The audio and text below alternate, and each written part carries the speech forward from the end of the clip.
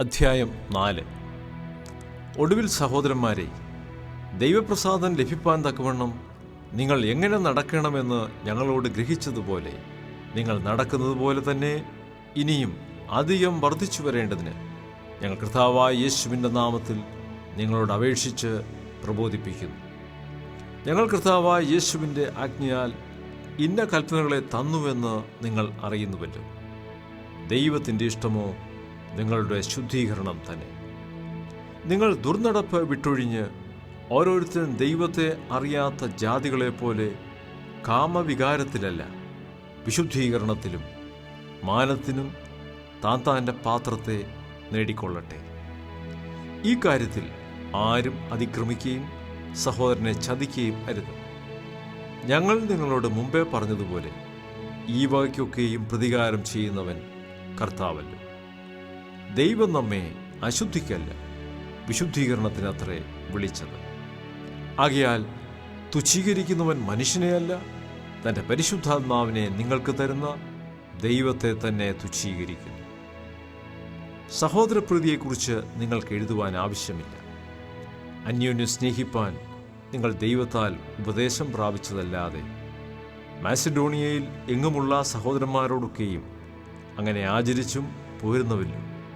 എന്നാൽ സഹോദരന്മാരെ, അതിൽ നിങ്ങൾ അധികമായി വർദ്ധിച്ചു വരണമെന്നും പുറത്തുള്ളവരോട് മര്യാദയായി നടപ്പാനും ഒന്നിനും മുട്ടില്ലാതിരിപ്പാനും വേണ്ടി ഞങ്ങൾ നിങ്ങളോട് ആജ്ഞാപിച്ചതുപോലെ അടങ്ങിപ്പാർപ്പാനും സ്വന്തം കാര്യം നോക്കുവാനും സ്വന്തം കൈകൊണ്ട് വേല ചെയ്യുവാനും അഭിമാനം തോന്നണമെന്നും നിങ്ങളെ പ്രബോധിപ്പിക്കുന്നു.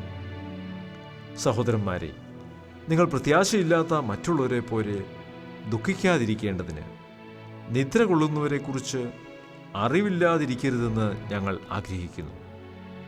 യേശു മരിക്കുകയും ജീവിച്ചെഴുന്നേൽക്കുകയും ചെയ്തുവെന്ന് നാം വിശ്വസിക്കുന്നുവെങ്കിൽ അങ്ങനെ തന്നെ ദൈവം നിദ്ര കൊണ്ടവരെയും യേശു മുഖാന്തരം അവനോടുകൂടെ വരുത്തും. കർത്താവിൻ്റെ പ്രത്യക്ഷത വരെ ജീവനോടെ ശേഷിക്കുന്നവരായ നാം നിദ്ര കൊണ്ടവർക്ക് മുമ്പാകെയില്ല എന്ന് ഞങ്ങൾ കർത്താവിൻ്റെ വചനത്താൽ നിങ്ങളോട് പറയുന്നു. കർത്താവ് താൻ ഗംഭീരനാദത്തോടും പ്രധാന ദൂതൻ്റെ ശബ്ദത്തോടും ദൈവത്തിൻ്റെ കാഹളത്തോടും കൂടെ സ്വർഗത്തിൽ നിന്നിറങ്ങി വരികയും ക്രിസ്തുവിൽ മരിച്ചവർ മുമ്പേ ഉയർത്തെഴുന്നേൽക്കുകയും ചെയ്യും. പിന്നെ ജീവനോടെ ശേഷിക്കുന്ന നാം അവരോട് ഒരുമിച്ച് ആകാശത്തിൽ കർത്താവിനെ എതിരേൽപ്പാൻ മേഘങ്ങളിൽ എടുക്കപ്പെടും. ഇങ്ങനെ നാം എപ്പോഴും കർത്താവിനോട് കൂടെയിരിക്കും. ഈ വചനങ്ങളെ കൊണ്ട് അന്യോന്യം ആശ്വസിപ്പിച്ചു കൊള്ളുവീൻ.